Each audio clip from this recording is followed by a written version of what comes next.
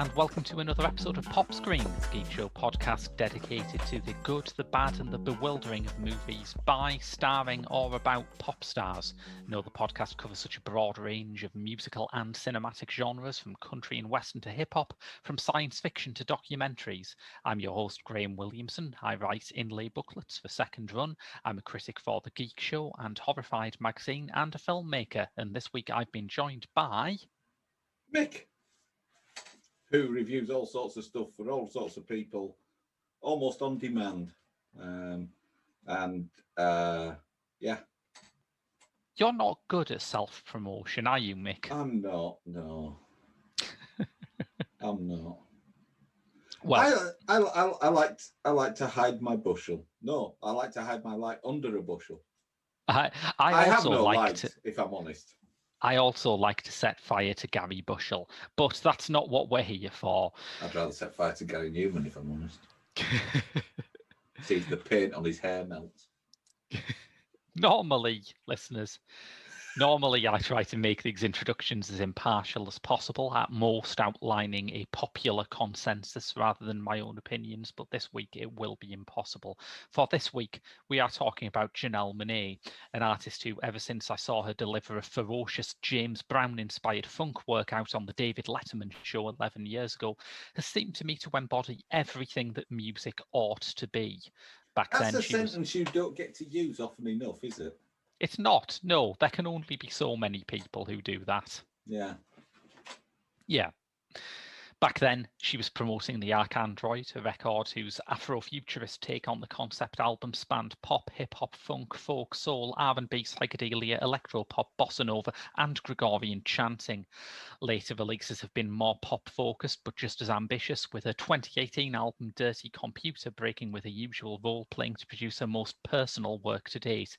She is an LGBTQ icon, a science fiction visionary, a musical prodigy, and the one plausible inheritor to the cultural space vacated by Prince and David Bowie. Anyway, this is a movie she was in. Right, is that it? I wish that was it. I mean, I'm not as au fait with the works of Miss Monáe as your good self, but I've liked what I've heard. I've liked what I've seen.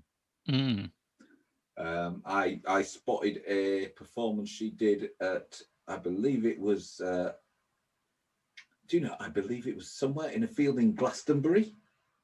Do they do festivals there now? I believe they have some kind of pop event, or they did till this bloody pandemic. Yeah. Yes, and she did a set there, and I thought I was watching like some kind of ska revival. Because that was I assume, the 2011 one where her and all her band were in like monochrome. Yeah. Fantastic set. Yes, it was. I mean, obviously, as we've discussed on other episodes of the show, I'm not that current, so I didn't watch it in 2011. I probably watched it last summer when they were doing a sort of best of Glastonbury, because Glastonbury's not on. Yes, absolutely. But there was that joyous thing, wasn't there, where BBC iPlayer opened the archives and put loads of absolutely vintage sets like that on, which really lifted that summer for me. But based on that, I thought, well, this film sounds interesting. Based on that, we thought, let's do a Janelle Monáe movie for Pop Screen. Which shall it be? The acclaimed Hidden Figures? Maybe not. The Oscar-winning Moonlight? Could do, but she's only in that for a little bit. Let's do Antebellum, because, listeners, we're fucking idiots.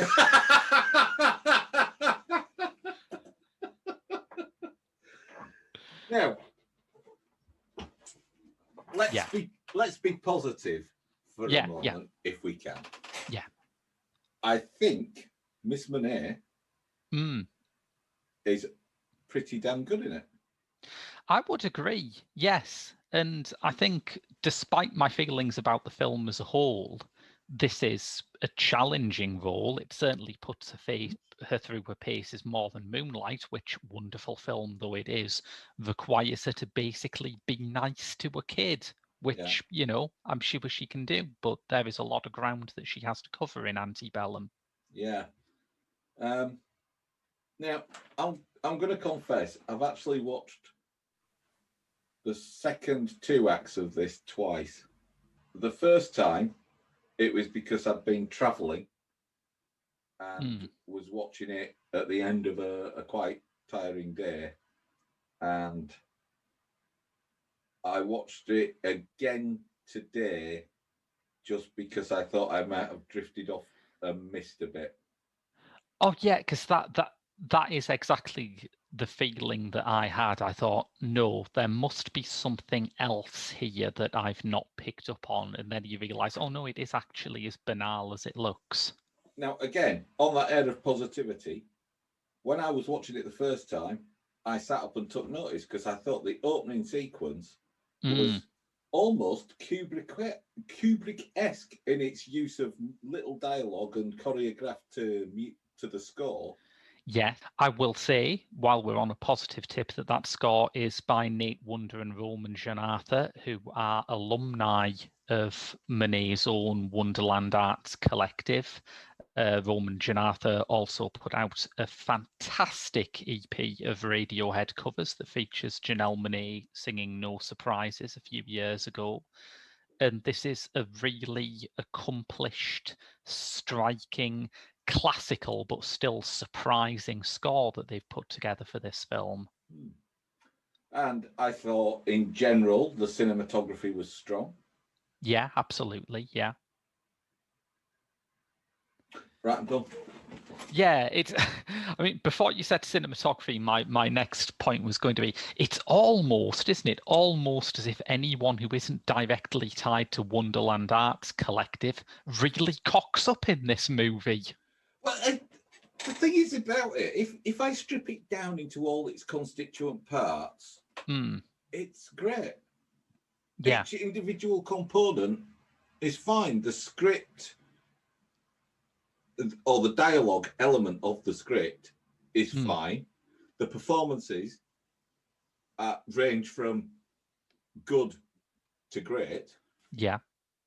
The cinematography is generally good. The score, as you mentioned, is great. But somehow, what someone's managed to do is take all those fantastic ingredients, put them in a mixing pot, and come up with a Big Mac.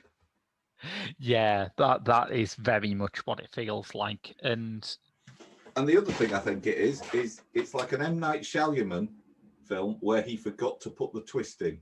Oh no, there is a twist, and I was literally going to say it is an absolute Shyamalan of a twist. It is an absolute clunker of a twist. It is a twist that you work out part way through, and part of you thinks it would be funny if they did that, and then as it goes on, you think, oh no, they're really going to do that, aren't they? This is why I ended up rewatching it, because at first it looks like it's a time travel-y thing. Yeah. It's like an extended X-Files episode or something. And that's why I rewatched it, because I thought I'd missed the bit where the time travel bit, and it turned out, no, I didn't. You didn't, no. Before we get too deep into this, we should basically explain the concept of it. And I think we should probably explain it by what the trailer looked like, because if there was one thing that was making people who aren't, like myself, clever and right enough to be obsessed with Janelle Monáe, excited about this, it was the fact that this has an incredibly strong trailer.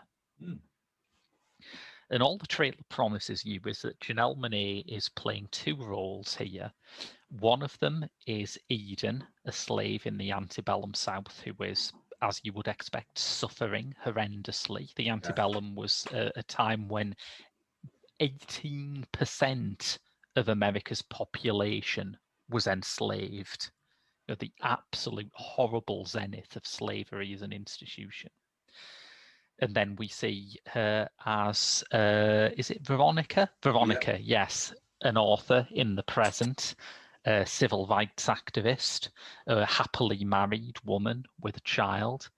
But there is some sort of connection beyond just they're played by the same actor, that Eden is in her bed when she hears Veronica's cell phone, that there seem to be planes in the sky, that there are other anachronisms of costume and jewelry and other things that in another film you would just write off as a continuity error, but this is focusing on them, asking you to work out how the pieces of the puzzle fit together. It sounds really good. Yeah. Because from what I saw prior to watching it and agreeing to be on this episode of Pop Screen, I was imagining a kind of hybrid of sort of 12 Years a Slave and Cloud Atlas. Yeah, that's a good one. Yeah. That's what I was imagining. 12 Years a Slave is a good comparison point, not just because obviously, you know, it's the thing that made Hollywood less squeamish about slave narratives. That's, you know, a huge part of why this film exists. But the other thing about 12 Years a Slave is if you think about all of the acts of violence in it, whether it's Chiwetel Ejiofor snapping and beating up Paul Dano, whether it's Michael Fassbender raping Lupita Nyong'o, whether it's the whipping scene at the end, they're horrible. But every single one of them pushes the plot forward. Yeah. The first 40 minutes of Antebellum are just wallowing in abuse. Yeah. I don't think they're. I mean, you have to show some. You have to establish what kind of world these slaves are living in.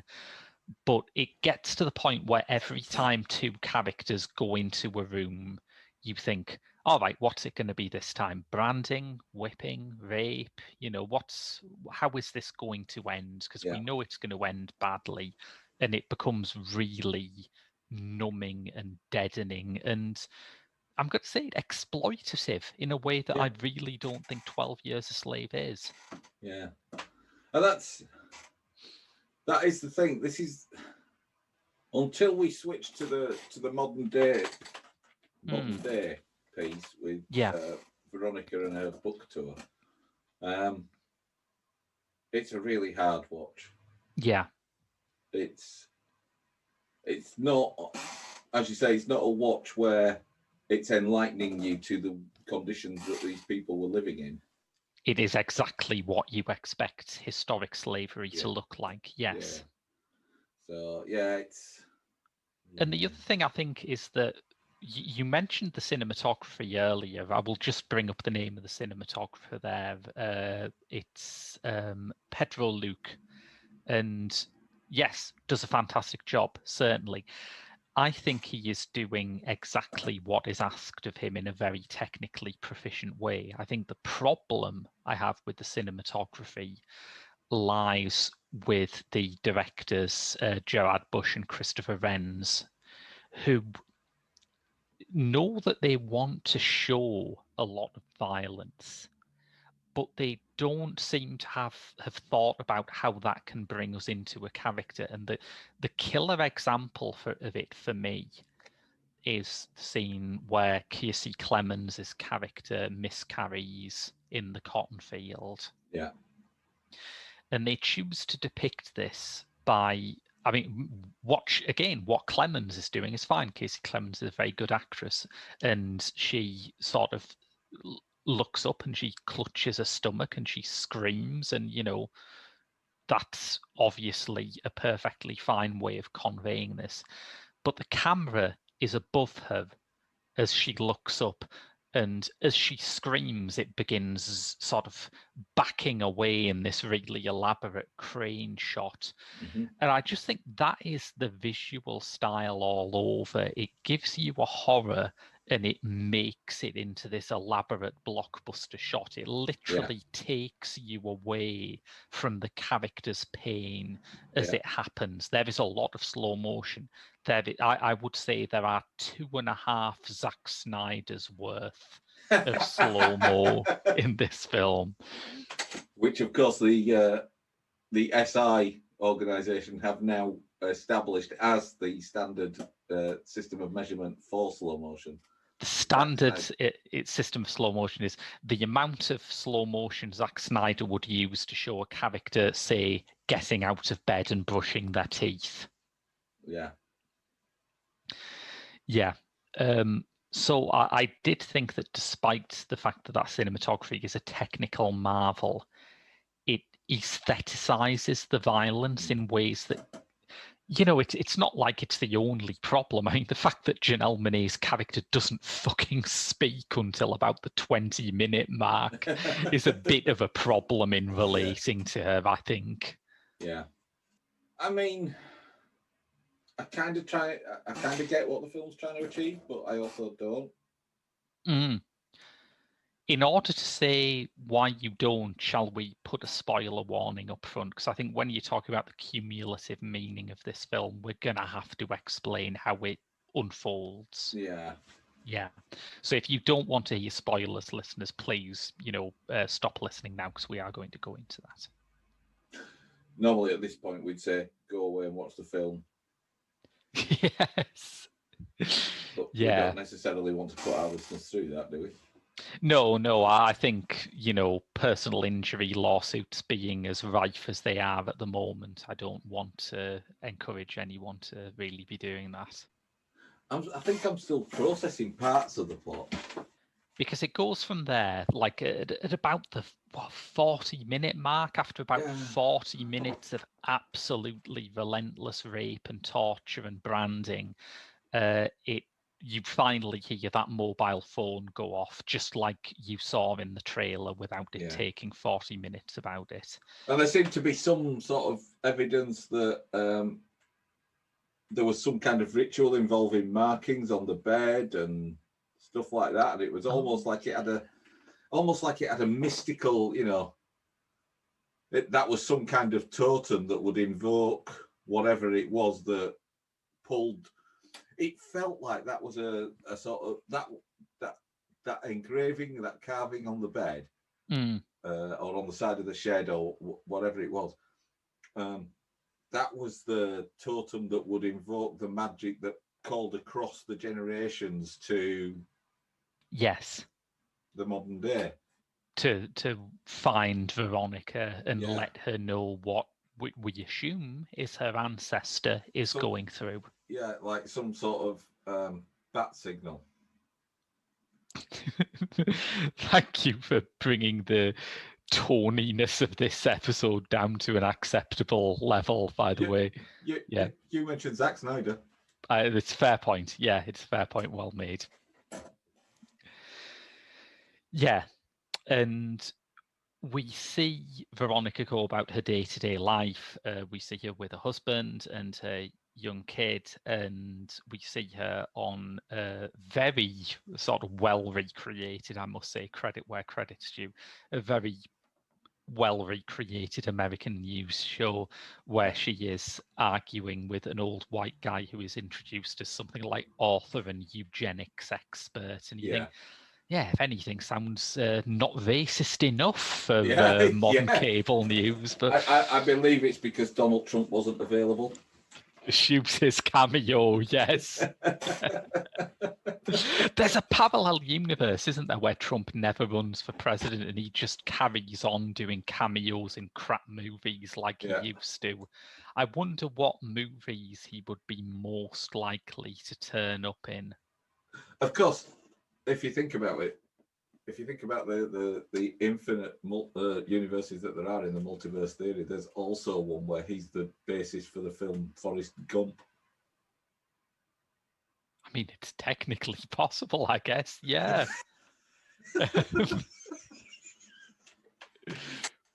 But anyway, back to Veronica's. You broke my mind a bit with Forrest Trump there. I think I needed a second to reset after that. Melania always said life was like a box of chocolates.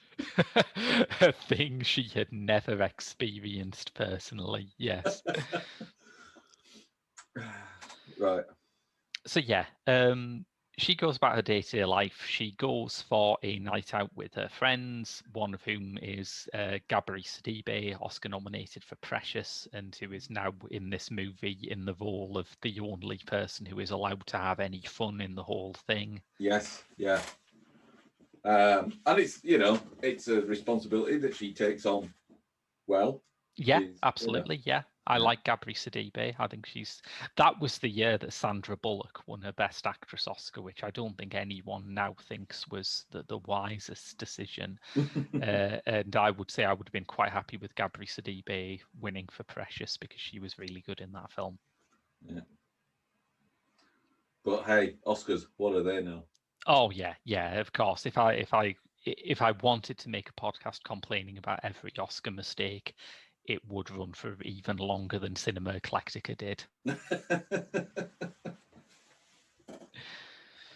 But yeah, and here's the thing. I mean, I can understand why Bush and Rentz's imagining of 19th century chattel slavery is a bit thin, is a bit inspired by what they've seen in other movies. That's one thing. Their imagining of what a modern day successful professional woman might live like is also really scanty. Like they've seen at most maybe a movie and a TV show about this and just thought, yeah, we could write that. Yeah. Because she has a perfect home life, her career's going great, she goes out for a drink with her friends, and that's basically the limit of what we learn about Veronica. I mean, even really banal stuff like she doesn't have to argue too strongly with them when they say, no, I've got to be up early. Yeah.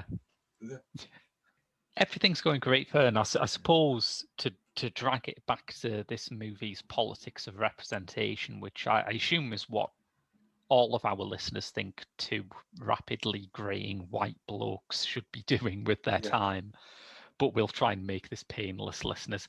It is one of those things where it's about the perfect victim, which I think is kind of maddening. It's like for what happens to her to be seen as awful by the viewers, her life has to be perfect. And you think, well, no, I'm capable of empathizing with someone flawed. I don't think anyone deserves that. I don't think you have to make her as much of a living saint for this storyline to have the impact. And that is the thing that gets bludgeoned home, isn't it? It's not only is she a successful author, not only does she have the perfect home life, but when she sells copies of her books at her seminars, 20% goes to education charities.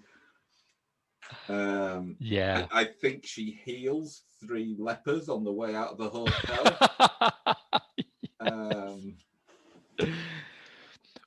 What a gal.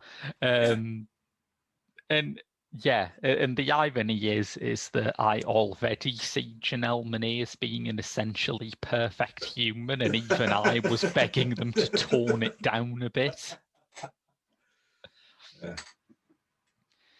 But this is where we get into spoiler territory, because there is a sequence, an effective sequence, I will say again, looking for the positive, an effective sequence where her and her friends get 2 separate Ubers, and her friends end up singing along loudly to Juice by Lizzo, and she ends up trapped in this rather ominous car listening to Warm Leatherette by The Normal, which, as musical juxtapositions go, is great. I love that.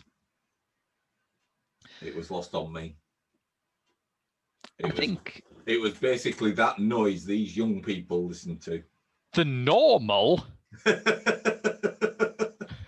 Yeah. Not something that's been on my radar.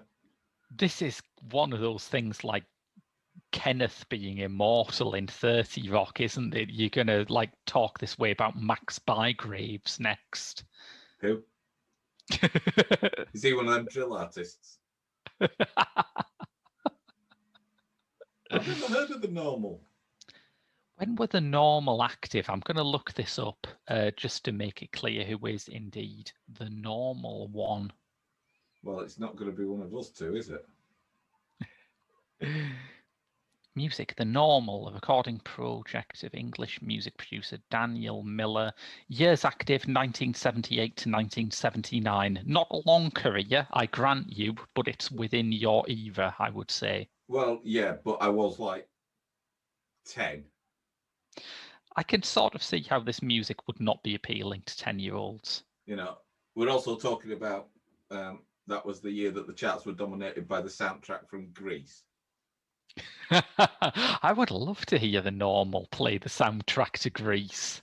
And as we've mentioned on a previous episode, or possibly a subsequent episode, I don't know. We've mentioned it on another episode. I was listening to Slade, Arrows, Gilbert and Sullivan, Rodgers and Hammerstein, and Suzi Quatro. Yeah, that's true. I can understand how that would be, a full diet. Yeah. I just now we've looked it up, I just want to read out this bit from the Normal's Wikipedia page because when Wikipedia gets really bitchy. Yeah. I always love that shit, and he's a classic example of it. Here is the forming of the Normal according to the doubtless utterly reliable source of Wikipedia. In 1977, Miller had split up with his girlfriend. A friend suggested that he read a book the friend himself had just finished. The book was Crash by J.G. Ballard.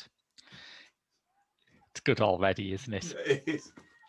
He felt Ballard's writing took him 5 minutes into the future. The novel was to be a major influence in the music he would produce as The Normal. Miller was disillusioned by the fact that you needed to learn 3 chords to be in a punk band, so he decided to purchase a synthesizer. His thinking was that you only needed to learn to press 1 key on a synthesizer. And that is how Warm Leatherette was born. Right. I think, for me, any book that changes my life needs to take me more than 5 minutes into another timeline. But if you're constantly 5 minutes into the future, that's better than going 10 years into the future and eventually sort of catching up with yourself, right? I don't know. I mean, for example, if I've just read a book that takes me 5 minutes into the future, I would have already known who the Normal was. That's not going to change my life. Being 5 minutes into the future can give you all sorts of vital information, like look out for that falling plant pot. You're not going to get that going 10 years. No, but by going 10 years into the future, I've missed not only the plant pot, but also the possible invention of hovering plant pots that cause no danger to passers-by. Okay, I'm going to put down the trump card here, right? Imagine if someone had said to you in 2011, do you want to go 10 years into the future? And you'd said yes. How utterly miserable would you have been seeing 2021? Well, quite, because I'd have had to watch Antebellum again. Well done for taking it back round. That was one of our biggest detours. Yes, I think.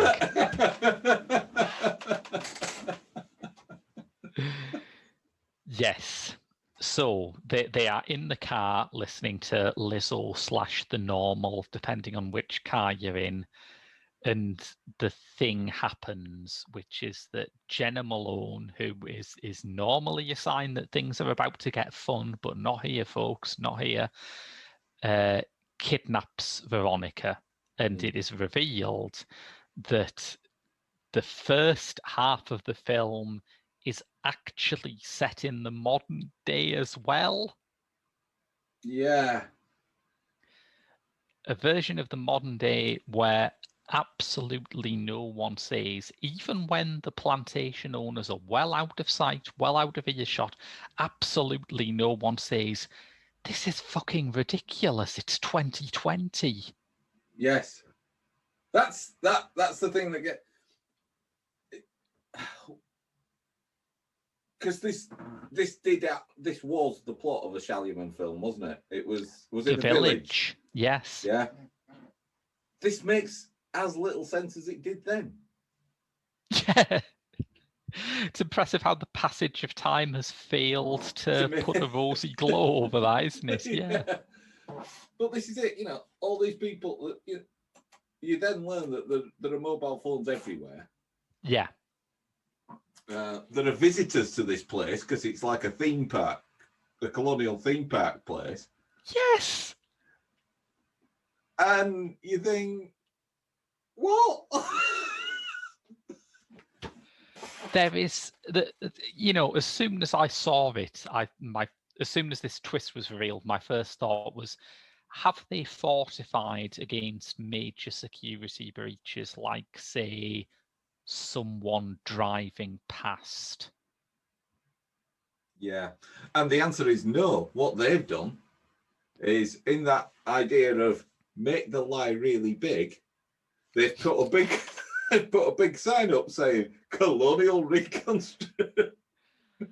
I suppose it kind of works, because if you sort of said to me, do you want to go and see some southern US politician's plantation theme park, my answer would be, Christ, no. Yeah. So it does a pretty good job putting you off visiting. But I mean, the thing is, right, even in the context of it's a colonial reenactment theme park, yeah, right, they do quite a lot of Renaissance fairs and medieval fairs. Yeah. In the US. Yeah. Yeah. When they go to the medieval ones, it's all about, like jousts and merry tournaments. They don't bring out plague victims Yeah. to lick you.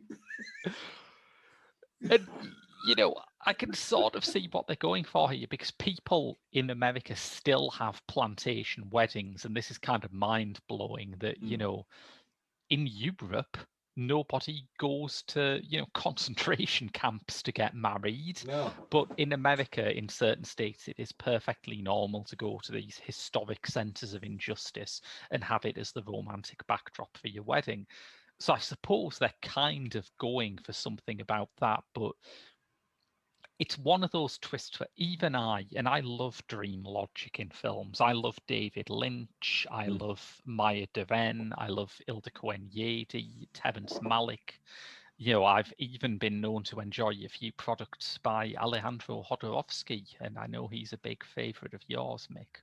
Well, I've never dabbled with his filmic exploits, but his comics have sort of scarred me for life.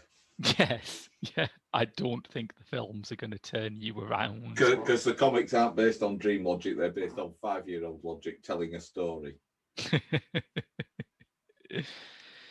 But yeah, even I am going through this thinking, yeah, but why didn't they? Yeah. And it's one of those things where the fact that it tries to wrong foot you at the beginning into thinking that there's a separation between the time zones. Yeah. It makes you start thinking, well, what if they had written it as the time travel story? Mm.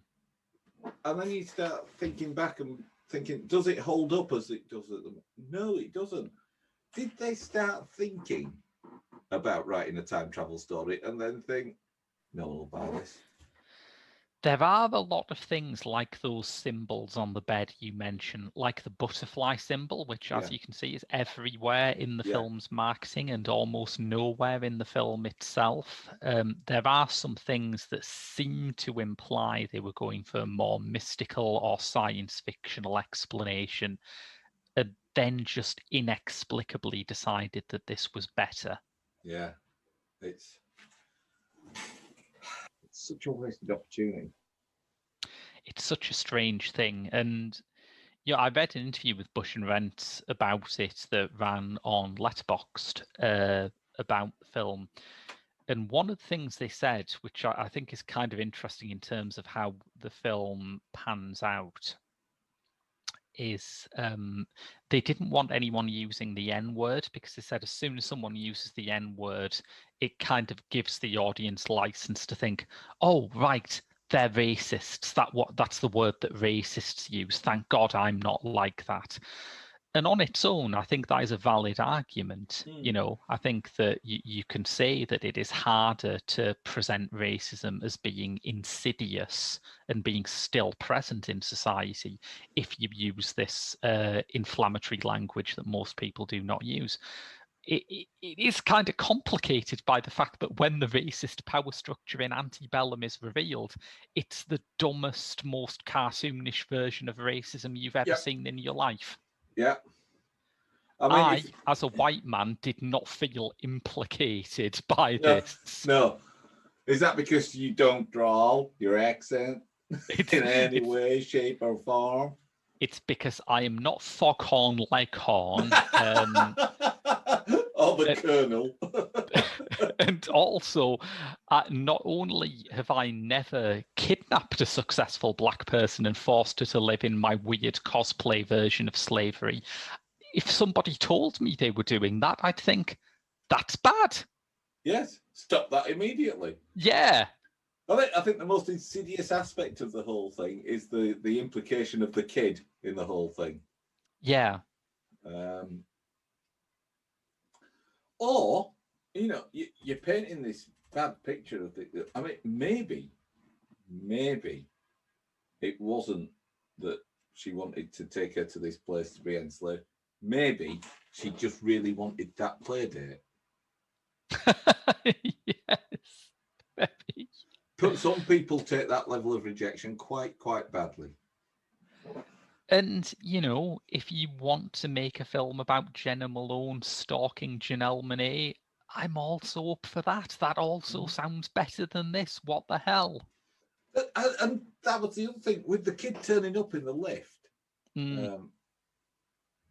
with Veronica. There's an element of it that feels a bit Shining-esque. Yeah. And certainly some of the corridor shots, again, that parallel with Kubrick, some of the corridor shots where you just see legs going through. Yeah. Very strong stuff. Very strong stuff for no good reason. Yeah. That's the phrase that we should have been using from the beginning, isn't it? Antebellum. Very strong stuff for no good reason. Yeah. Well, actually, we could do that if we're synopsizing. We could, you know, a slave works up for no good reason. Yes. Yeah. There was while we're thinking about what else this could have been other than the world's most overt kidnapping ring. Because aside from anything else, I mean, she's a successful author. People are going to notice. Yeah. She's got like speaking gigs and news channel gigs booked all across the country. Yeah. And they just take her. It's like, it feels like the kind of criminal plot that you write when you're obsessed with these weird kind of internet communities where people obsess over some celebrity changing their haircut and say, oh, what message is that sending out to monarch CIA mind controllers? It's like in the real world, actual trafficking organizations, actual kidnappers do not do hand signals on magazine covers to let you know that they're operating. No. You know, not everything is a breadcrumb trail. No. And it feels... It's almost like whoever the mastermind is, which never really becomes clear. No, behind this whole operation. No. Once he figured out he could do face recognition on the mobile phones, he thought, that's it. That's my Clark Kent moment. Yes.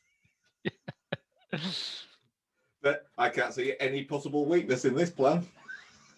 Do you remember the Ian Fleming's novel version of Moonraker where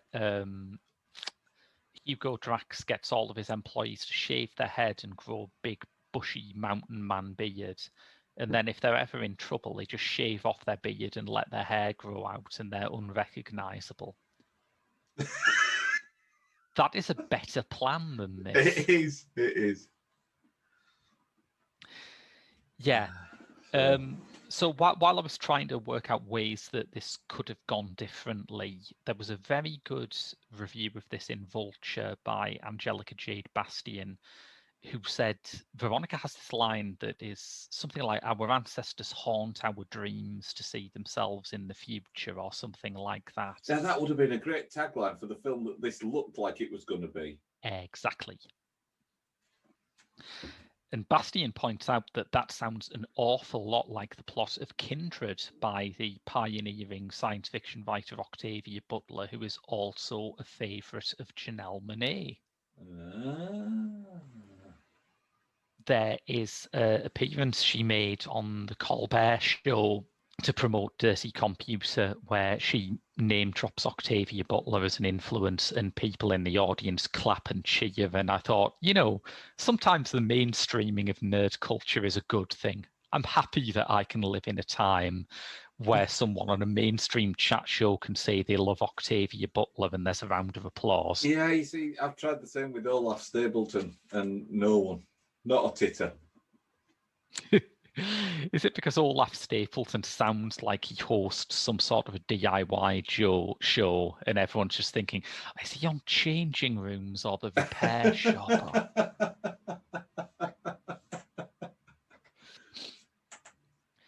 I think that takes it back to what I think is this movie's original sin, in that it takes Janelle Monáe and it does, while offering her the opportunity to do interesting things, it does nothing interesting with her. Yeah, I thought you were going to say this film takes Janelle Monáe and does horrible things to her, both camera and yeah, it does creatively.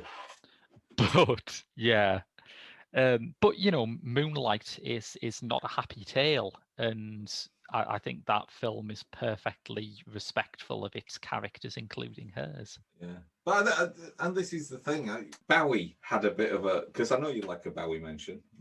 I keep it low key, but yeah, I'm a bit of a Bowie fan. Yeah. Bowie had a bit of a sketchy career with the film projects that he chose to do, didn't he? Yeah. And I think maybe Janelle is having a similar. Maybe this is her Just a Gigolo to Moonlight, The Man Who Fell to Earth. Yeah. I think, I think possibly she's been seduced by a worthiness to the script that ultimately in the finished product wasn't there.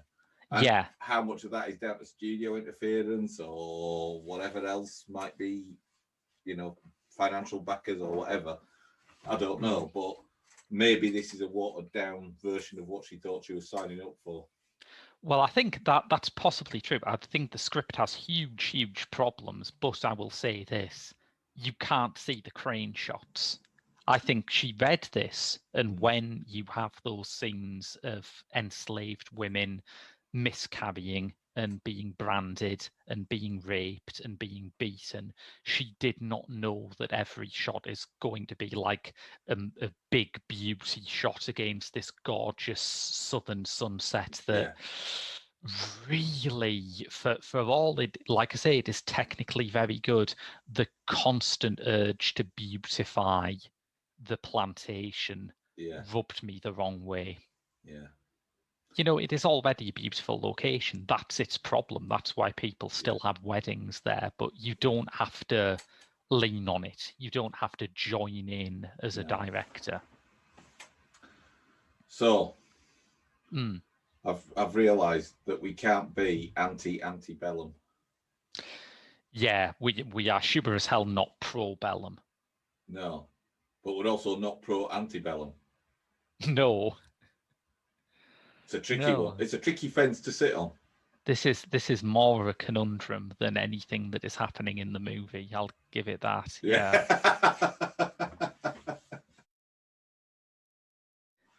Yeah, it's ultimately, I think what we're looking at here is one of the problems that pop star movies always have to face, which is how do you get someone who, while they may be able to act, and I do think Janelle Monáe is a terrific actress, Yeah.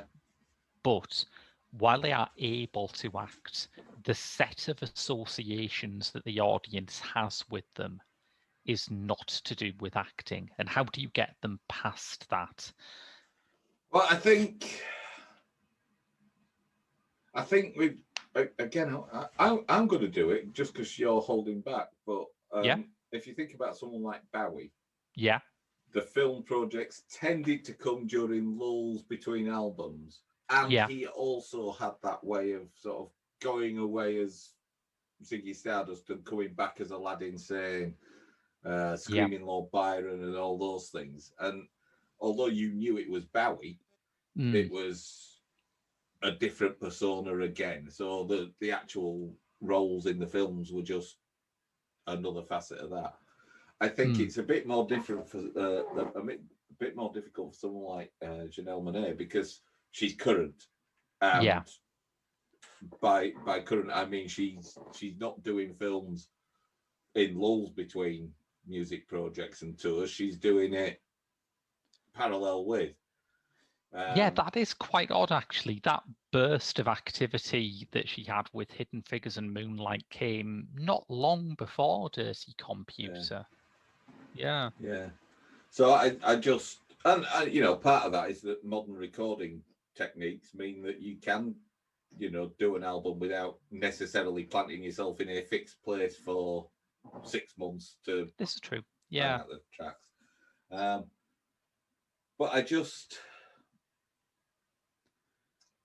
wonder if maybe she sort of needs to take a look back and think, right, whilst it's absolutely on brand in terms of my ideologies and political motivations and things like that, is it on brand with the artist? Because again, a bit like Bowie, there's this sense of otherness with Monáe. Yes, absolutely. Yeah.